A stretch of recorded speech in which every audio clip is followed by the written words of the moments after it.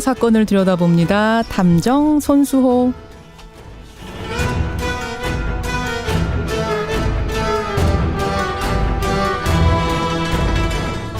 우리 사회에 관심을 모으고 있는 사건을 보다 자세히 들여다보는 시간이죠. 탐정 손수호. 오늘도 손수호 변호사 나오셨습니다. 어서 오세요. 네, 안녕하세요. 좀 전에 우리 종전 얘기했어요. 네. 예, 근데 많은 분들이 눈물이 흐를 정도로 벅차다 최강삼님 뭐 이런 네. 문자. 저도 참 어색해요. 종전? 왜냐면 정전 상태일 때 태어난 사람으로서 정전으로만 쭉 살았던 사람이라 어떠세요, 손 변호사님? 저도 마찬가지죠. 그쵸. 사실 전쟁이 없었던 상황, 전쟁을 겪지도 못했지만 전쟁 전의 상황도 사실 모르죠. 맞아요. 네, 그러다 보니까 좀 법적으로 또 이제 접근할 수밖에 없습니다. 역시 법조인이라. 법적으로 접근하면 네. 어떻게 돼요? 이게 좀 전에 역시 정세현 장관님 이야기는 항상 유익하고 재밌는데 예. 저도 참 재밌게 들었습니다. 그런데 종전 선언과 협정의 차이가 뭐냐 이런 것들. 협정은 국가 간의 조약으로 볼 수 있거든요. 그렇죠. 그런데 현행 헌법상 북한이 과연 국가냐? 우리 입장에서 볼 때 예, 예. 국제법적으로 또는 외교 정세적으로 볼 때는 당연히 국가죠. 예. 하지만 지금 현행 헌법상 우리나라 정부가 북한과 국가 대 국가로 과연 조약을 체결할 수 있느냐.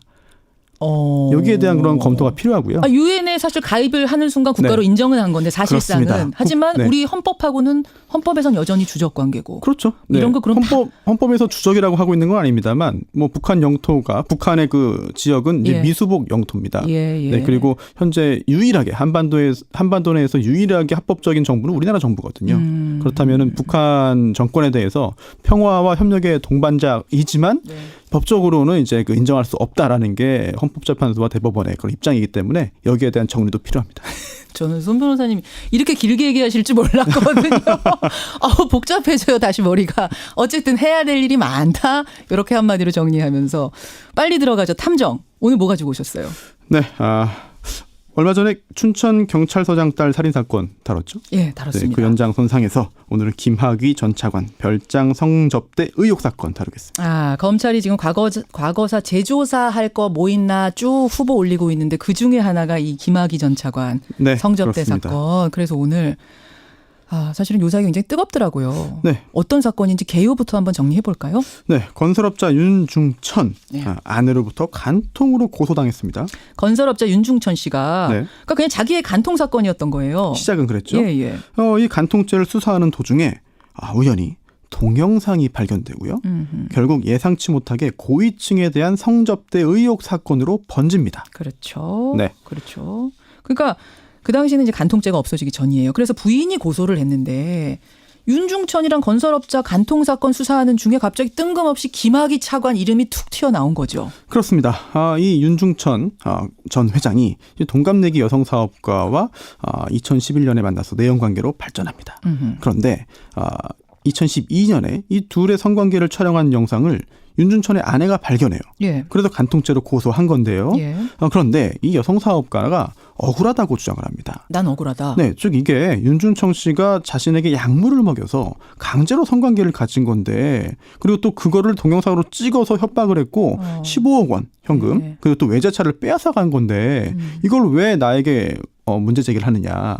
억울하다. 오히려 나는 피해자다. 그러면서 윤중천을 고소합니다. 역고소를. 네. 그래서 경찰이 수사했는데요. 동의 없이 동영상을 촬영한 부분은 기소 의견으로 검찰이 송치했고 예. 강간 부분은 불기소 의견으로 송치했죠. 자, 여기까지는 윤중천이라는 건설업자하고 여성 권모 씨 사이의 일이잖아요. 간통이냐 아니냐 내가 피해자냐 뭐 이런. 그렇죠. 근데 네. 그런데요. 그 다음 해인 2013년 초부터 소문이 돌기 시작합니다. 어떤 겁니까? 고위 법조인을 포함해서 이제 지위 높은 사람들이 성접대를 받았고 그 동영상이 있다는 소문이 이제 법조계를 중심으로 퍼지기 시작하는데요. 성접대 동영상. 그렇습니다. 그러자 경찰청 특수수사대가 강원도 원주에 있는 한 별장에서 이루어진 이런 은밀한 성접대 장면이 촬영된 동영상을 확보하는 데 성공합니다. 그리고요. 이 윤 전 회장의 조카를 불러서 이 노트북 컴퓨터를 제출받고요. 예. 또 동영상을 저장해 두었던 그런 인터넷 저장 공간도 역시 압수수색을 했습니다. 예, 예. 그 후에 경찰이요. 이 사건에 대한 그 내사 사실을 공개했고요. 또 언론은 성접대를 받은 즉 별장에서 성접대를 받은 고위 인사 중에 한 명이 바로 김학의 법무부 차관이다라는 보도를 했는데요. 예. 사실 원주에 그 별장을 가봤더니 참 굉장히 충격적인 그때 여러분 일이 기억나실 있었죠. 거예요. 그 별장에 기자들이 다 갔어요. 그래서 그 별장에 남아있는 쓰레기통까지 다 뒤졌잖아요. 그렇습니다. 그랬더니 이제 변태적인 성행위에 쓰인 것으로 보이는 뭐 쇠사슬, 가면 등등의 여러 가지 도구들이 발견됐고요. 결국 의혹에 휩싸인 김학의 당시 차관요. 취임 6일 만에 사퇴하고 맙니다. 그게 취임 6일 만이었습니까? 그렇습니다. 정권 아주 초기였죠. 그러네요. 경찰은요. 김학의 전 차관 이제 사퇴했으니까 전 차관을 불러서 조사하려고 했어요. 하지만 김 전 차관이 응하지 않아서 이루어지지 못했고요. 결국 경찰은 피의자 신문도 제대로 하지 못하고 기소 의견으로 검찰에 사건을 송치했습니다. 한 번도 신문도 못했어요? 경찰 단계에서는 그랬죠. 네. 그러니까 경찰은 기소해야 된다는 의견으로 검찰에 보냈는데 그래서 김학의 전 차관 기소가 됐던가요? 일단 현행 절차상 기소가 어떻게 이루어지는지를 한번 좀 간단히 살펴봐야 될 것 같습니다. 그렇죠. 예. 기소 불기소가 결정되는 절차인데요. 이제 피의자를 기소해서 형사 재판으로 보낼지 아니면 기소하지 않고 그냥 끝낼지는 원칙적으로 검사가 판단합니다. 근데 경찰도 있잖아요. 그럼 경찰은 무엇을 하느냐? 경찰은 검사의 지시를 받아서 수사를 진행하고요. 수사가 끝나면 사건을 검찰로 보냅니다. 보내면서요. 기소해야 될 것 같습니다. 이 사건은 불기소하는 게 맞을 것 같습니다. 라고 의견을 보낼 뿐이에요. 그냥 의견만 붙일 뿐인 거죠. 네, 결정은 못하는 거죠. 네, 경찰의 그 의견을 검사가 존중해야 하겠습니다만 반드시 받아줘야 되는 건 아니거든요. 이 사건에서도 경찰은 기소 의견으로 보냈어요. 검찰에. 그런데 검찰은 기소하지 않았습니다. 경찰은 이거 기소해야 됩니다. 이거 김학의 전 차관이라고 했지만 검찰이 쭉 보더니 이거는 불기소감이야. 기소할 필요가 없어.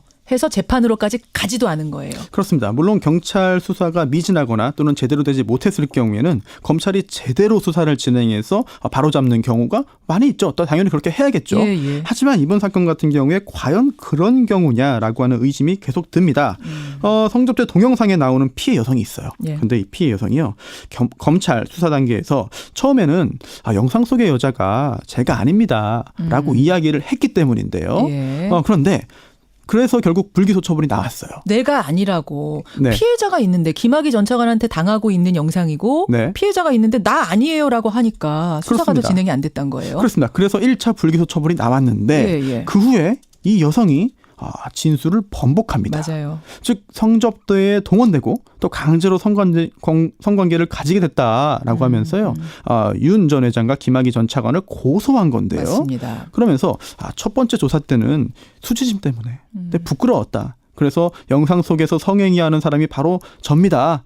라고 이야기하지 못했는데 하지만 다시 용기를 내서 제대로 말을 했다. 라고 한 건데요. 그럼 검찰이 고소가 들어왔으니까 재수사를 했을 거 아니에요? 그렇습니다. 당연히 재수사를 했는데요.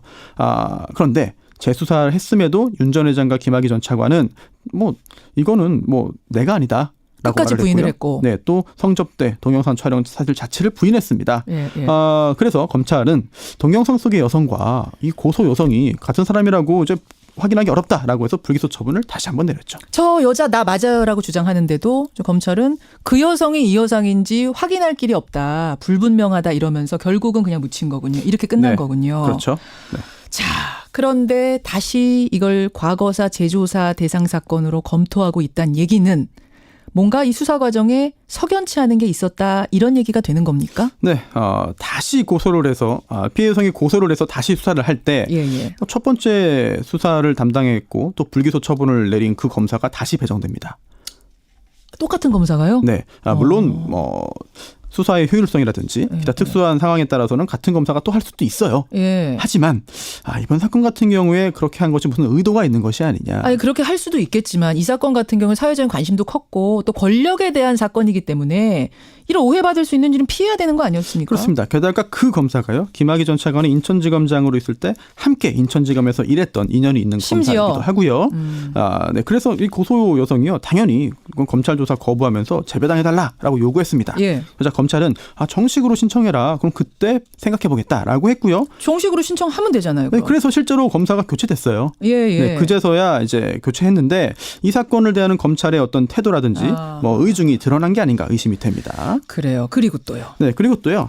이제 그 고소 여성이 이제 별장 성접대 후에도 서울에서도 이 김학의 전 차관 등으로부터 여러 차례 성관계를 요구당했다면서 추가 고소하는데요.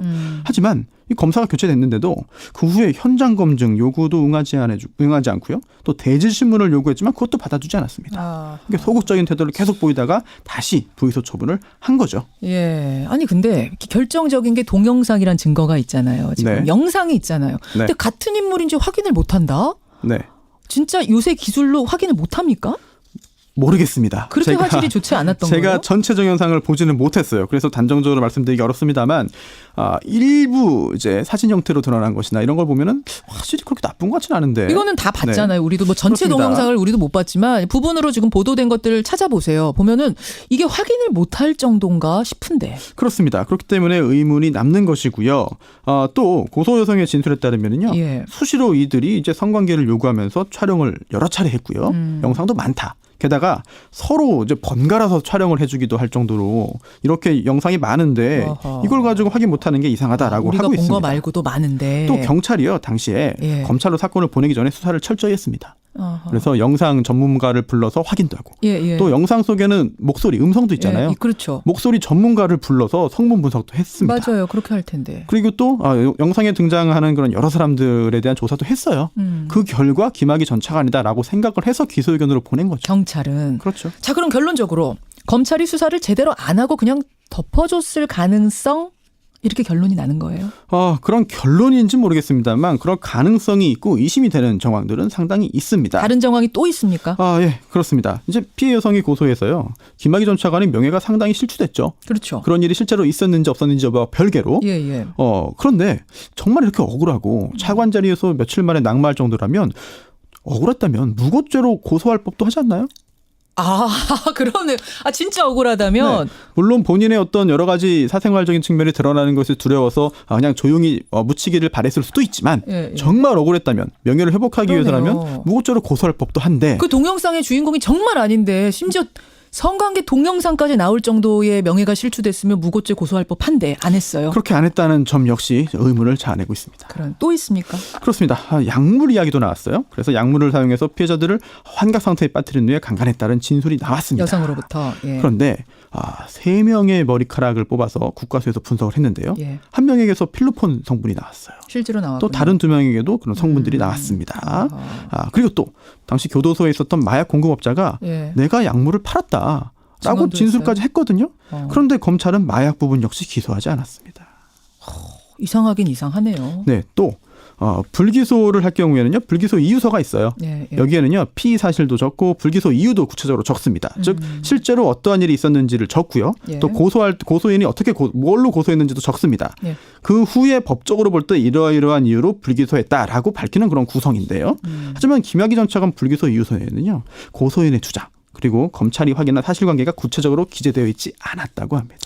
이렇게 들으면 결국 제 식구 감싸게 했던 거 아닌가 뭐 이렇게 의심을 좀 하게 돼요. 그런 의심을 이제 살 수밖에 없는 상황이고요. 예. 또 제19 감싸기를 넘어서 검찰 조직을 보호하기 위한 조직적인 행위가 아니었냐 이렇게 의심하는 의견도 강합니다. 게다가 저는 피해 여성이 보니까 굉장히 적극적으로 나섰는데 그런데도 이렇게까지 덮였다는 게 참 희한하고 희한하다 이런 생각이 들어요. 저 피해 여성의 진술 자료를 입수해서 봤어요. 그 당시 진술 자료?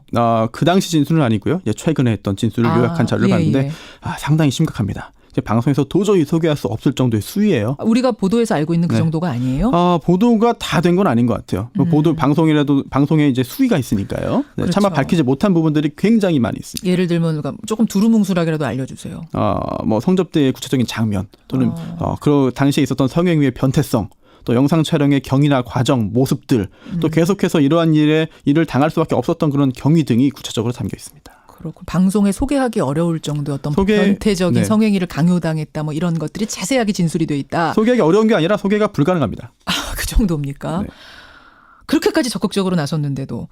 근데 이번에도 본조사 대상에서는 지금 제외가 된 거예요? 아니면 아직 가능성은 있어요? 본조사 대상을 지금 2차례 발표했죠. 그런데 여기서 모두 빠져 있습니다. 굉장히 의아한데요. 법무부는요. 아직 이게 최종적으로 결정된 게 아니다. 예. 기록 검토가 끝나지 않은 것이다. 기록의 양이 방대하기 때문에 예. 검토 후에 이제 내부 의견 조율을 해서 본조사 대상으로 포함시킬 수 있다라는 입장을 밝혔습니다. 우리가 관심 가지고 계속 지켜봐야겠네요. 이 문제는. 그러면. 그렇습니다. 예. 마지막 한마디. 사필 규정 사필 규정. 감추고 덮어도 결국 진실은 드러납니다. 처음부터 제대로 수사했으면은요 의혹 남지 않고 검찰 조직에 오히려 해가 안 될 건데 이제 와서 제대로 조사한다? 수사력 낭비도 있었고요. 검찰 신뢰는 이미 떨어질 대로 떨어진 게 아닌가. 그렇죠. 더 이상 이런 일을 발생하지 않았으면 좋겠습니다. 더 이상의 운은 없었으면 좋겠다. 좋은 말씀. 예, 김학의 전 차관의 이 성접대 의혹 사건 오늘 정말 초기부터 지금까지 아주 샅샅이 잘 짚어주셨네요. 손수호 탐정님 고맙습니다. 네. 손수호 변호사였습니다.